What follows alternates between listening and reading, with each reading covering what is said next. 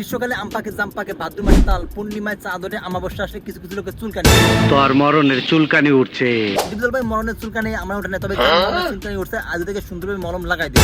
এই যে তুমি একটা কথা কইলে ভাই, মলম লাগাইয়া দিমু সাদাই, ও ডাক্তার কাকায় মলম লাগাইয়া দিমু সাদাই।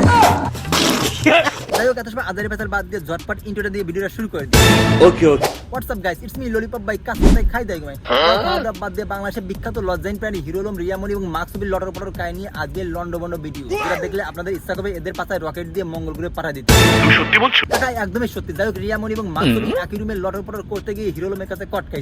এটাও সম্ভব? মৌসুমী ভাই এখানে অসম্ভব বলতে কিছু নাই, কারণ রিয়ামণির মতো থার্ড ক্লাস মেয়ে সে পারে না এমন কোনো কাজ নাই। পরক্রিয়া থেকে শুরু করে ধান্দাবাজি সব কাজ সে করতে পারে অনায়াস। তাই সাকিব ভাই একদমই তাই। যাই হোক, হিরো আলম রিয়ামণিকে মাকসুবের সাথে কট দেওয়ার কারণে রিয়ামণি হিরো আলমকে মাইরা হুদাই দিস।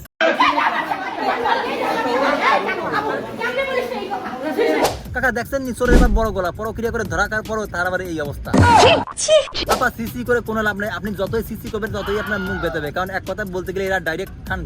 বলো কি? কাকা একদম ঠিকই বলেছি, কারণ আমাদের কথার পর কথা আছে হিরো রিয়ামণি এবং মাকসুবিকে একই বিছানায় আপত্তিকর অবস্থা রাখছে। ভাইয়া ভিতরে যায় দেখে তারা একই বেডে আপত্তিকর অবস্থা রয়েছে। যাই হোক কাকা, কথার পর আরো কথা আছে, মাকসুবি এবং রিয়ামণি তার বাথরুমে গিয়েও তাদের ওই লটর পটর কাহিনী করে না, মানে বারের বাথরুমে গিয়েও ওরা ওখানে তাহাজ্জুদ করছে, মানে ওরা বাথরুমে যাও আকাম করে। কাকা আসেন কেন, কথার মধ্যে মাকসুবি আছে ডাইরেক্ট মাগির দালাল। মানে এই মাগির দালাল ম্যাক্সোভি এমন একটা খারাপ ব্যক্তি। কাকা এদের মাইরে কোনো লাভ নাই। সব থেকে শকিং বিষয় আছে রিয়ামণি নাকি মাগির দালাল মাকসুবির বোন লাগে। কথা আছে মাকসুবি কি করে বোনের সাথে বাথরুমে গিয়ে লটর পটর কাহিনী করে। ম্যাক্সোভি যে হচ্ছে রিয়ামণি না কর বোন লাগে, সেই বোনের সঙ্গে শুইলো কিভাবে, ওই বোনের সঙ্গে আকাম করলো কিভাবে, এসব আমার ভালো লাগে না। এগুলো আমার ভালো লাগে না। ইচ্ছা করে সবগুলোকে পাবনার পাগলা করতে আজীবনের জন্য ভর্তি করে না না, এসবের কোনো প্রয়োজন দরকার আছে কাকা, তাহলে এদের তামাশা চোদনের ভবিষ্যতে ফেসবুক কিন্তু ডিলিট করা। এই যে তুমি একটা কথা কইলে ভাই, আমরা কোনো অবৈধ সম্পর্কে নাই। ভাই রিয়ামণি বাসমাতে তার কোনো অবৈধ সম্পর্ক নাই, কিন্তু অন্যদিকে হিরো আলম বলতে অন্য কথা। হিরো আলমের বাসমাতে রিয়ামণি মাকসুবির সাথে কোন হোটেলে কত নম্বর রুমে কতবার করছে তার কাছে নাকি সব ডকুমেন্ট আছে। কোন কোন হোটেলে কত নম্বর রুমে কোন কোন জায়গায় শুইছে আমি সব আপনাকে তদন্ত দিতে পারবো। সব থেকে ইন্টারেস্টিং বিষয় হচ্ছে হিরো আলমের বাসমতে রিয়ামণি এবং মায়ামণি তারা দুই বোন বিভিন্ন আবাসিক হোটেলে গিয়ে দেহ ব্যবসা করে। রিয়ামণি আর মায়ামণি আর দুই বোন, আর দুই বোনে বিভিন্ন হোটেলে যায়, বিভিন্ন জায়গায় যায়। আসলে রিয়ামণিকে সেরকম একজন ব্যবসায়িক মেয়েই লাগে। ভাবিয়া করিও কাজ করিয়া ভাবিও না। যাই হোক কাকা, এত সব লটার পর কাহিনী করার পর রিয়ামণি এবং মাকসুবিকে পাবলিকে কেলাইয়া পুলিশের সাথে তুলে দিচ্ছে।